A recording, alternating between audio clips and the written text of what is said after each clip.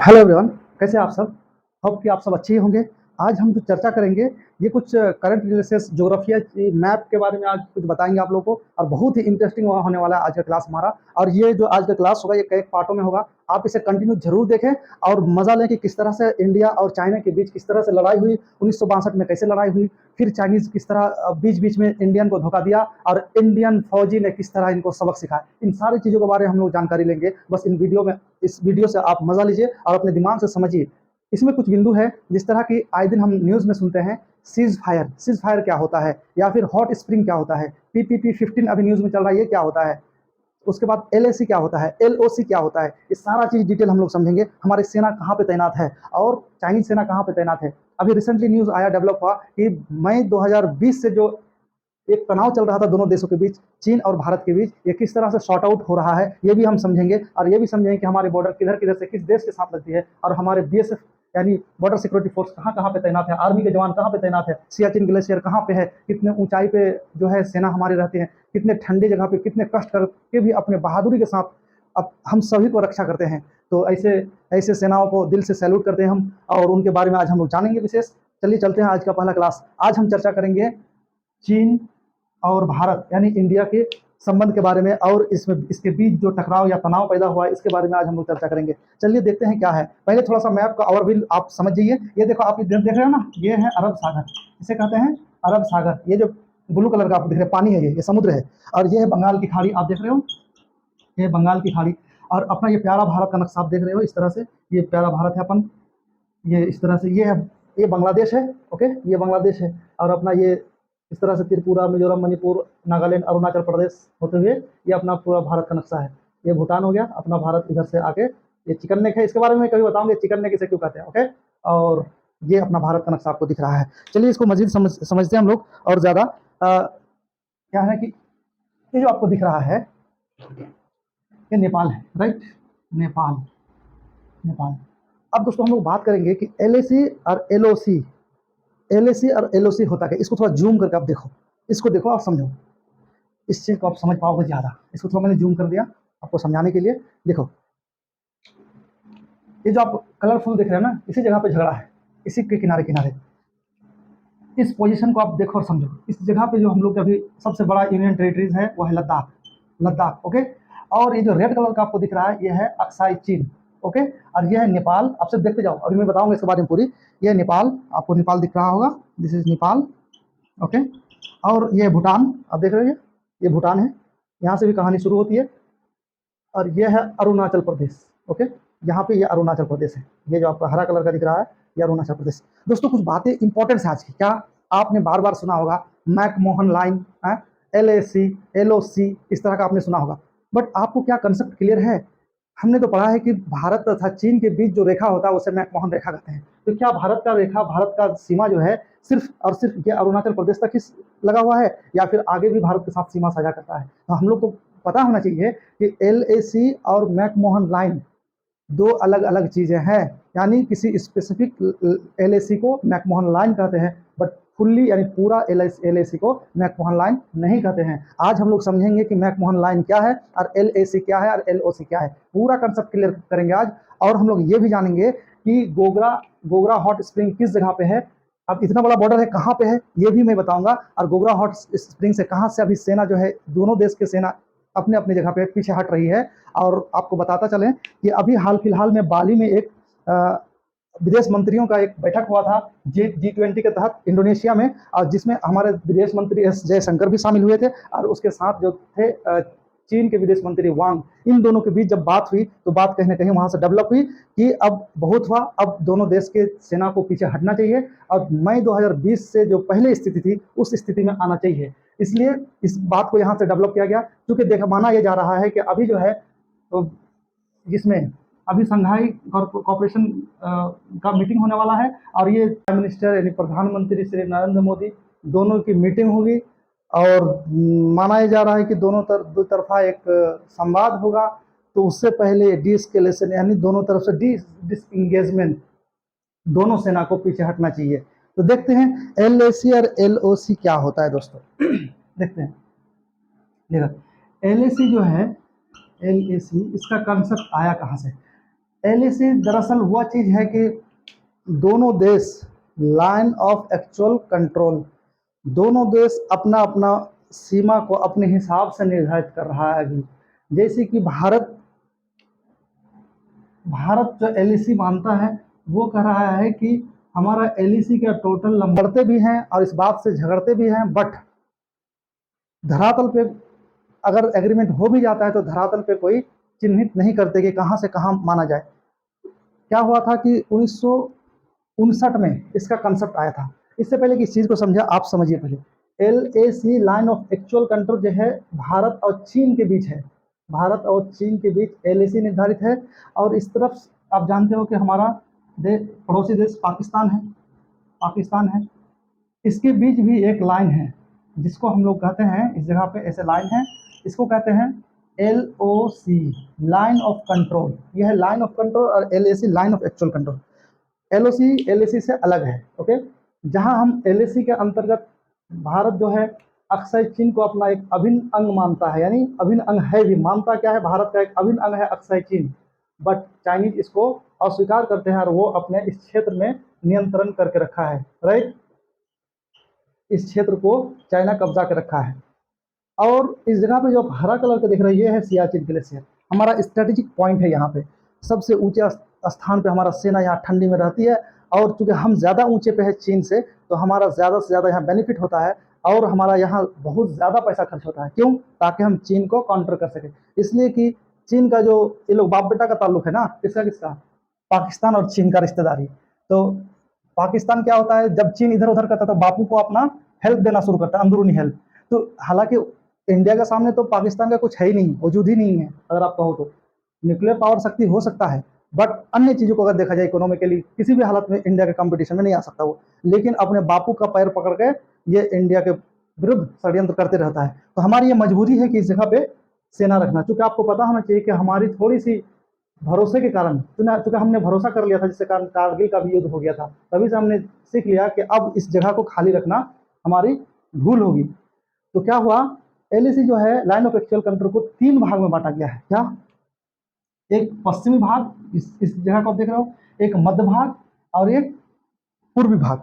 तो पूर्वी भाग है, मध्य भाग है और पश्चिमी भाग है। यानी कि इसका मतलब समझ में आया, LAC कोई पर्टिकुलर एक लाइन को नहीं कहते, बल्कि चीन के साथ भारत का सीमा जितना भी जहां जहां पे शेयर करता है, वहां वहां उस चिन्ह को हम लोग LAC line of actual control कहते हैं।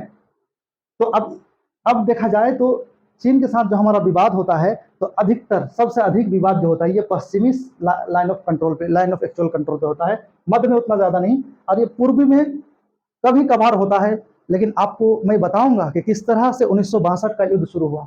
अब हम लोग चर्चा करेंगे कि मैकमोहन लाइन क्या है। अच्छा, LAC का कंसेप्ट कैसे आया? आपको पता होना चाहिए कि 1959 ईस्वी तक ये जो आप देख रहे हैं ना, इस जगह पे तिब्बत है, इस जगह पे तिब्बत है। आप थोड़ी सी स्लाइड चेंज करता हूं मैं, एक सेकेंड। ये देखो आप, राइट, ये देखो, ये तिब्बत है, ये प्लेस आप देखो। थोड़ा सा तनाव बढ़ने का कारण क्या है, इस चीज को देखो। ये हमने देखा था अक्साई चीन, राइट में बड़ा पिक्चर है, ये अक्साई चीन है, ये चीन है। चीन ने उस समय क्या था, होता था ना, 1914 के टाइम में, 1914 ईस्वी के टाइम में ये तिब्बत ऑटोनोमस क्षेत्र हुआ करता था। मतलब इसके कंट्रोल में नहीं था। किसके कंट्रोल में? ये चीन के कंट्रोल में नहीं था ये, बल्कि अपना सरकार खुद चलाता था। तो उस समय जो वहाँ के सरकार के मुखिया थे, जॉन इनलाई, क्या नाम था? जॉन इनलाई, इनका नाम था जॉन इनलाई। तो जॉन इनलाई ने क्या किया, 1959 ईस्वी में एक लेटर लिखा पंडित नेहरू के नाम। अब पंडित नेहरू को जब ये लेटर लिखा तो उसी लेटर में LAC का जिक्र था, उसी लेटर में LAC के बारे में बताया हुआ था। तो पंडित जवाहरलाल नेहरू ने उस पर भरोसा किया। बट वो चूंकि चीन का तो थे नहीं, वो थे तिब्बत का। इसी बीच क्या हुआ दोस्तों, 1959 के बाद 1962 में क्या हुआ, वो शिमला एग्रीमेंट था। वो जो उसमें बात जो हुई थी इससे पहले कि LAC क्या है, तो 1914 में कुछ इस तरह होता घटना कि उस समय क्या था, 1914 में इंडिया में तो ब्रिटिश का गवर्नमेंट था ना।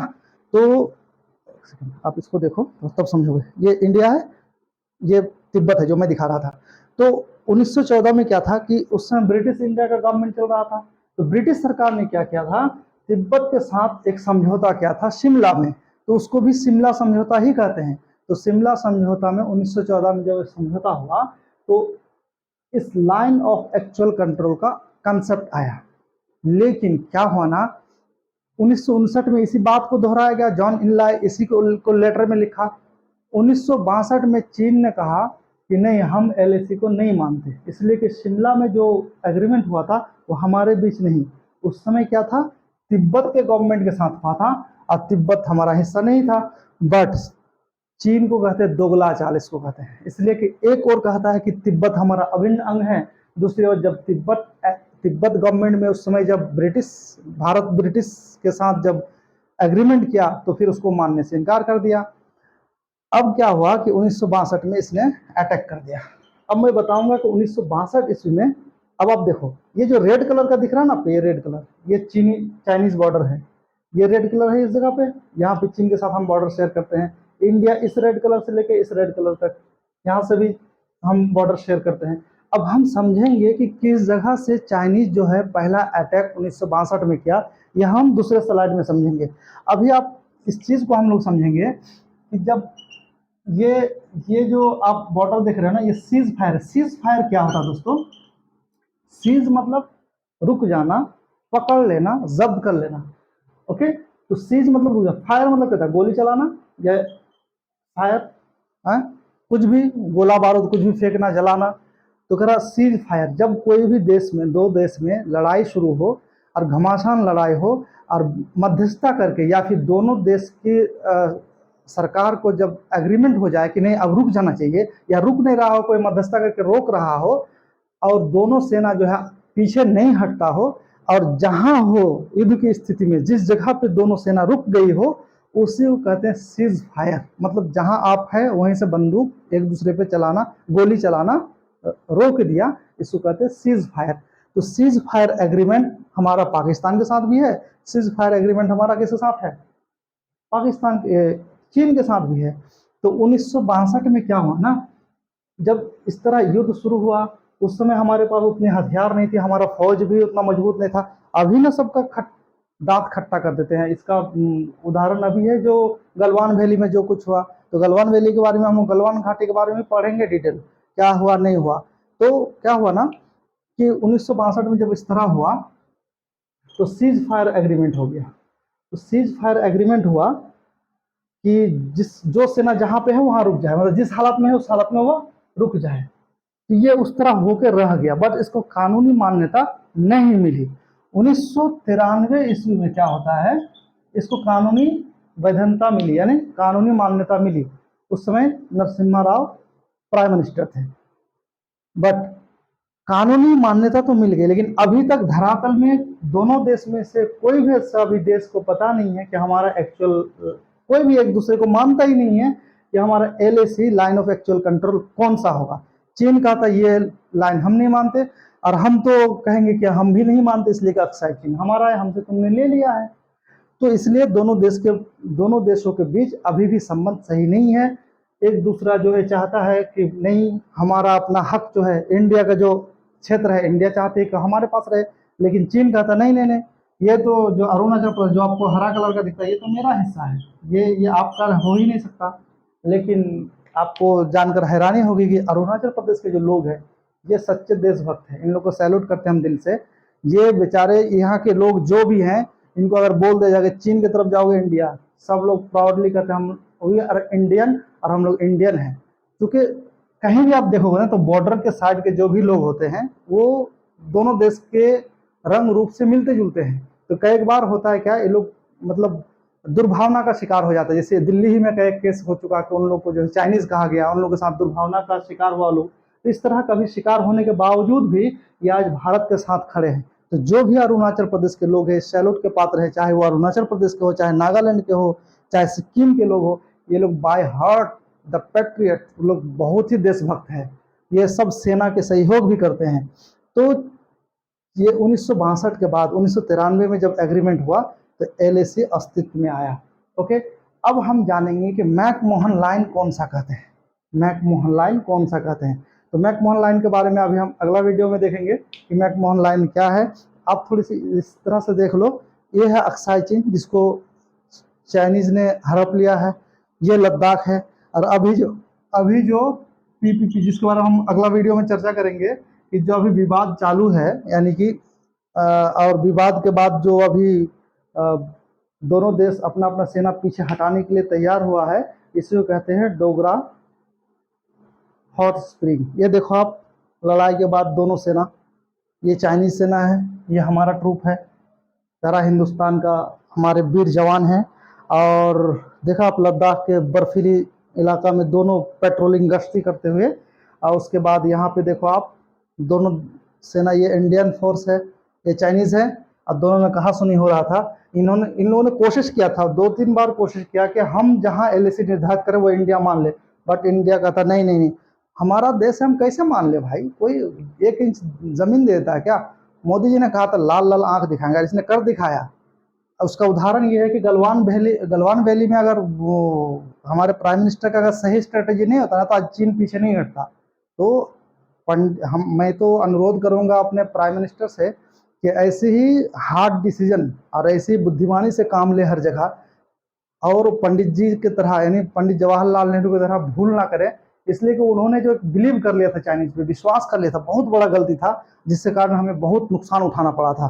तो ये यहाँ इस जगह पे जिस तरह का लिख के रखा है कि 1959 में भी इसने कोशिश किया था, 1962 में भी जो लाइन ऑफ एक्चुअल कंट्रोल को जो निर्धारित करने की कोशिश की थी, इंडियन हर बार रिजेक्ट कर दिया था। ओके, तो आगे हम लोग इसके बारे में जानेंगे, और जानेंगे कि देखो आप, ये सैनिक आप देख रहे हो, 1962 का जो युद्ध का हालत था, उस समय का जो सैनिक का कंडीशन दुर्दशा था, ये जो कुछ है मैं आपको बताने वाला हूँ कि हॉट स्प्रिंग पीपीपी 15 क्या है।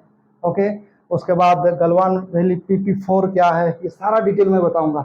ये अपन इंडिया है, देख रहे हो आप, ये लद्दाख रीजन है, ये लद्दाख रीजन है। ओके, और इस जगह पे काराकोरम दर्रा, जहाँ PP1 कहते हैं, PP का मतलब क्या होता है, पेट्रोलिंग पोस्ट होता है। ओके, तो इस सारा डिटेल हम लोग फिर नेक्स्ट वीडियो में देखेंगे। आप बने रहिए हमारे साथ, नेक्स्ट पार्ट भी देखिए।